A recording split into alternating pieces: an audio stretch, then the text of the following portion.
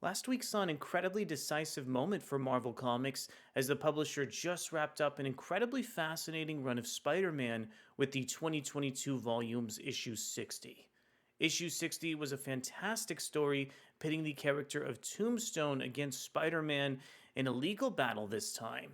My name is Ariko Braddock, and in anticipation of the Amazing Spider Man's brand new 8 Deaths of Spider Man storyline, let's go ahead and talk about my 8 favorite issues of Zeb Wells' massive Amazing Spider Man run. Before we get deeper into the video, I want to encourage you to consider subscribing to the channel. Without further ado, let's go ahead and kick off today's content with a look at 2018's volume of Spider Man with issue 93. This comic book was so fascinating as it pit the character of Ben Reilly against Spider-Man in this really bombastic setting here, drawn by the excellent Patrick Gleason. Also, this issue does such a wonderful job characterizing both Ben Reilly and Peter Parker as tragic figures who've been down on their luck numerous times.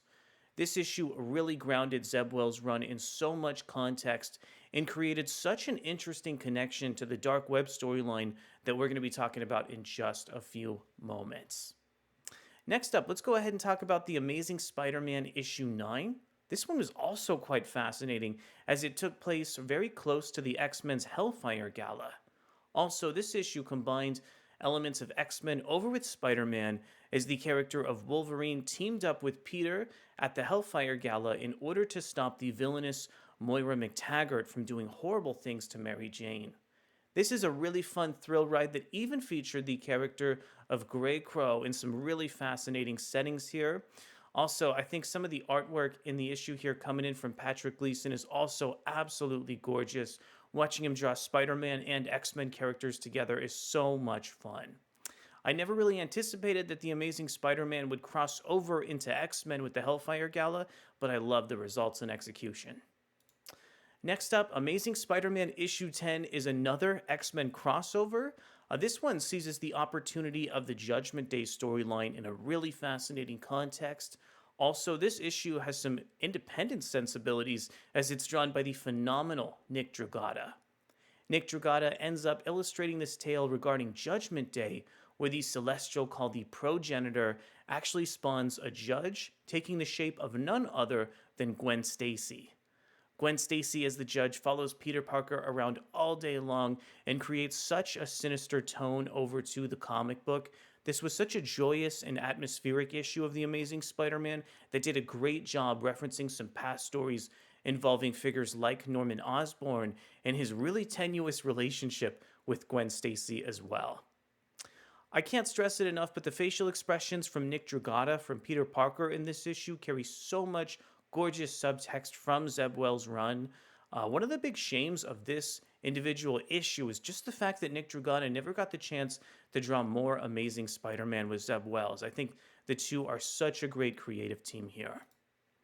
Next up, let's talk about the return of Ben Reilly over in The Amazing Spider-Man with the phenomenal issue 14. This one actually sets up the massive dark web story and once again sees Spider-Man colliding with the X-Men due to the clone of Jean Grey, Madeline Pryor, actually teaming up with Ben Reilly as Chasm. Also in this issue, the character of Janine Godby makes some really decisive steps alongside some of these other characters in joining the Hallows Eve moniker as well. Watching Zeb Wells toy with Limbo and so many elements of the X-Men, pitting them against Spider-Man, is such a novel idea. The Dark Web storyline was one of my absolute favorites across the comic book run, and I really think that this particular issue did a great job fleshing out each member of the team's motivations. And I think the artwork in the issue from creators like Michael Dowling and Kyle Hotz is absolutely phenomenal. The next comic book we're going to talk about today is issue 32 of the core Amazing Spider-Man series. This one actually does a great job pulling on so many elements of Norman Osborn that have been characterized exceedingly well across this particular run. Very early on in the series, the character of Norman Osborn actually took on the mantle of the Gold Goblin and is trying to reform his villainous past across the comic book tale. In this issue, Kraven the Hunter and Queen Goblin, Norman Osborn's therapist, also known as Ashley Kafka, are actually trying to stab Norman Osborn with a spear imbued with the sins of a goblin. Norman and Peter have become so close across this most recent run of Amazing Spider-Man, and seeing a comic book threatening their relationship is incredibly harrowing, and once again, a great way for Zeb Wells to riff on so many of the psychological elements of Amazing Spider-Man. I also love the cliffhanger of this one and think this is a beautifully illustrated issue coming in from none other than one of my favorite Spider-Man artists, Patrick Gleason.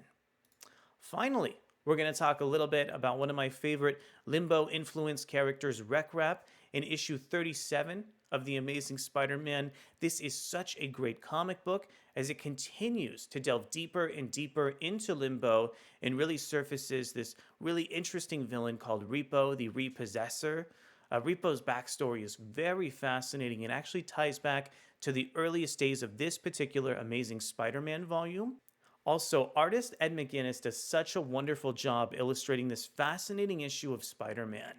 Some of the cartoony elements from RecWP's own storytime adventure are so beautifully drawn and feature a slight variance on what we usually see from McGuinness' style. Also, the ties in the plot back to characters like Madeline Pryor, along with the villainous Repo, is endlessly fascinating and once again finds an interesting way for the Amazing Spider-Man to tie into some X-Men stories. Okay, let's talk about a landmark Amazing Spider-Man issue. This is chapter 50 of the core series, featuring a really decisive moment with Peter Parker and Norman Osborn.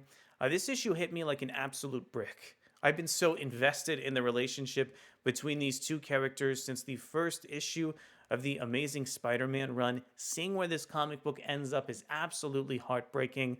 I think some of the artwork in the issue from Ed McGuinness is absolutely gorgeous and bold, and the cliffhanger ending of this comic book actually throws the Amazing Spider-Man into this psychological-based horror premise that is just so fascinating over to the core series. Finally, we're going to go ahead and close out this video with the most recent chapter of Amazing Spider-Man published last week. This is chapter 60 of the ongoing series, and this one largely deals with the aftermath of the Amazing Spider-Man's Gang War storyline. Peter Parker recently fought against the character of Tombstone, who was actually going against his daughter Janice for selling him out earlier in the tale. Tombstone's battle with Janice gets incredibly deadly here, and watching Spider-Man save the day is incredibly cathartic in the core series. Also, this is a plot thread and relationship element that Zeb Wells has been working with since the very beginning of his core Amazing Spider-Man series, and seeing the destruction of Tombstone and Spider-Man's relationship is once again a really horrifying way for Wells to really portray some of these characters. Also, I was so happy in this issue that there were some additional stories. The artist of Patrick Gleason finally got a chance to bookend his really interesting Amazing Spider-Man Beyond story with Zeb Wells by telling one last story with the character of Ben Reilly and Peter Parker. This issue also features the two characters just talking alongside a coffee table, referencing the very earliest stories of Spider-Man Beyond that is just so beautiful here. I'm very happy that Wells was able to bookend his story with Patrick Gleason that started even before his main run over on Amazing Spider-Man proper. So at the end of the day here, I'm incredibly happy with Zeb Wells' run over on The Amazing Spider-Man. I would have liked to see a couple more elements, like the character of Randy Robertson and Madeline Pryor show up towards the last issue of the comic book series. Overall here, there's just so much interesting elements of The Amazing Spider-Man that Zeb Wells has managed to flesh out across his run. Moving forward, I hope authors like Joe Kelly will really take that influence from Limbo and the character of Madeline Pryor to spin Amazing Spider-Man into so many bold new directions. Thank you so much for checking out our video counting down my 8 favorite issues of Spider-Man, and we'll be back in the very near future to talk about the latest issues of Spider-Man and the X-Men. Thanks so much, and I'll see you soon.